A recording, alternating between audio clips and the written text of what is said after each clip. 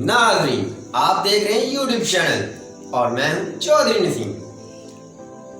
आज तुहानू रमज़ान शरीफ के बारे दसांगा कुछ गल्लां। माशाअल्लाह रमज़ान शरीफ का छठा रोज़ा गुजर चुका है, अफतारी भी कर ली है माशाअल्लाह। ते तुसी कमेंट्स दसो आज की खादा जे अफतारी ते की मज़े लुटे जे, कोई सानू भी दसो थोड़ा बहुत। आज तुहानू ये जी गल्लां दसांगा ते थोड़े जे ना कान जिहड़े ना खोल लवो, ये खिड़कियां ना कन्नां दियां इन्हें थोड़ा जे ना खोल लवो ते थोड़ा जे ना साफ कर लो। ते तुहानू एक पास गल सुनाइए ना दूसरे पास निकले ना, उन्हें ना थोड़ा सोचो गल्लां। ये साडे मुल्क विच इस तरह का रिवाज चला हुआ है कि असीं एक गरीब सफेद पोश घर है, ऐसी उन्होंने राशन देना है ना 200 का 300 का, नाल ऐसी मीडिया वाले बुला लेने ने, 8-10 कैमरे वाले इकट्ठे कर लेने ने ते पिक्चर बनवा ते ऐसी जी सोशल मीडिया से ऐसी जी लंगर देता है, ऐसी जी अफ्तारी का समान सहरी का समान पेश किया। तो खुदारा भाई मेरे तू सहरी का समान पेश कर देता है, अल्लाह तेने इंदा अजर देगा। दिखावे वास्ते तू नहीं किया, तो अल्लाह ताला ज़ात वास्ते दे, किसी दिखावे वास्ते नहीं देना।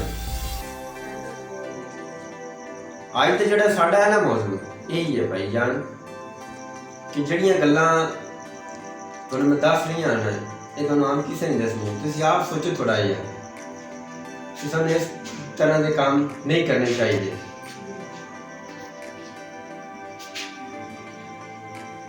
मैं अज एक बाजार ही गुजरिया सी, उत्थे एक साडे शहर दे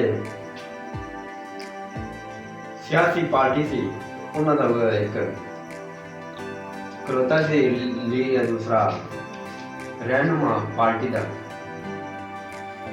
एक गरीब नूं राशन लैके दे रही है, 10 रुपये पिक्चर नाल बना रही है, फिर सोशल मीडिया वायरल कर दिया।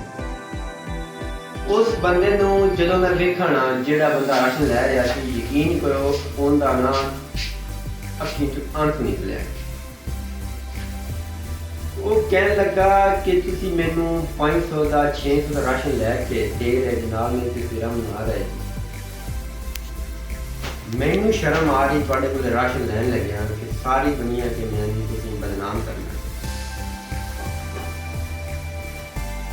ते ਜਿਹੜੇ ਸਾਡੇ ਮਾਸ਼ਾਅੱਲਾ ਰਹਿਨੁਮਾਨ ਜੀ ਅਗੂ ਸਿਆਸਤ ਦੇ, ਉਹ ਕਹਿੰਦੇ ਨਹੀਂ ਇਹ ਕੋਈ ਗੱਲ ਨਹੀਂ ਹੈ, ਇਹ ਇੱਕ ਵੈਸੇ ਸਾਡਾ ਥੋੜਾ ਜਿਹਾ ਕੰਮ ਹੈਗਾ।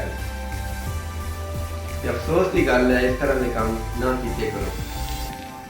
ਲੋਕਾਂ ਦੇ ਘਰਾਂ ਜਾਓ, ਕੋਈ ਸਫੈਦ ਪੋਸ਼ ਜਿਹੜੇ ਹੈਗੇ ਨੇ ਉਹਨਾਂ ਨੂੰ ਜ਼ਕਾਤ ਤੇ ਆਪਣੇ ਮਾਲ ਦੀ ਜ਼ਕਾਤ ਕੱਢੋ, ਆਪਣਾ ਮਾਲ ਪਾਕ ਕਰੋ। ਇਹ ਮਾਲ ਆਪਾਂ ਜ਼ਕਾਤ ਦੇਣ ਨਾਲ ਆਪਣਾ ਮਾਲ ਘਟਦਾ ਨਹੀਂ ਹੈਗਾ, ਕੋਈ ਉਹਦੀ ਇਜ਼ਾਫਾ ਹੁੰਦਾ ਹੈ, ਠੀਕ ਹੈ ਨਾ। ਤੇ ਆਪਣੇ ਮਾਲ ਨੂੰ ਪਾਕ ਕਰੋ। ਇਹ ਜਿਹੜੇ ਅੱਜ ਕੱਲ੍ਹ ਹਮਾਰੇ ਯਾਨੀ ਕਿ ਕਿਸਾਨ ਭਾਈ ਹੁੰਦੇ ਨੇ, ਉਹਨਾਂ ਦੀ ਫਸਲਾਂ ਤੇ ਜਦੋਂ ਫਸਲਾਂ ਮਤਲਬ ਤਿਆਰ ਹੁੰਦੇ ਨੇ ਪੱਕ ਕੇ 1-2 ਸਾਲ ਹੋ ਗਏ, ਜਦੋਂ ਵੀ ਫਸਲ ਤਿਆਰ ਹੁੰਦੀ ਹੈ ਅਜ਼ਾਬ ਆ ਜਾਂਦਾ ਹੈ। ਅਜ਼ਾਬ ਇਸ ਵਜ੍ਹਾ ਤੋਂ ਆਉਂਦਾ ਹੈ ਕਿ ਅਸੀਂ ਆਪਣੀ ਫਸਲਾਂ 'ਚ ਜਿਹੜਾ ਉਸ਼ਰ ਨਿਕਲਦਾ ਹੈ ਨਾ, ਸਾਡਾ ਉਸ਼ਰ ਜ਼ਕਾਤ ਉਹ ਅਸੀਂ ਅਦਾ ਨਹੀਂ ਕਰਨੇ ਹੈ। अगर इस अदा करिए ना, अल्लाह ताला भी खुश होता है, अल्लाह ताला ज़ात खुश होती है, थोड़ा स्वाब मिलता है, थोड़े उस फसल में बरकत आती है। असी लोग की कहने हैं, पुराने जोड़े बाबे साढ़े है या वड़के साढ़े बैठे होंगे ने, वो सोचते हैं हाले हाले जिथे जिथे पुराने इलाके पिंड और यार थोड़ी जी निकली है कनक, नून की करना है, किन्नी कुछ देइए बाहर आराम।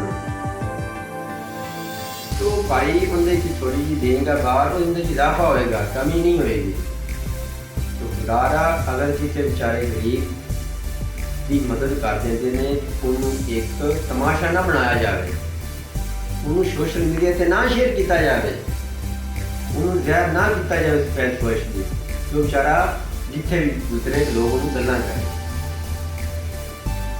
खुदारा ऐसे काम ना किए करो, बचो ये कामों से।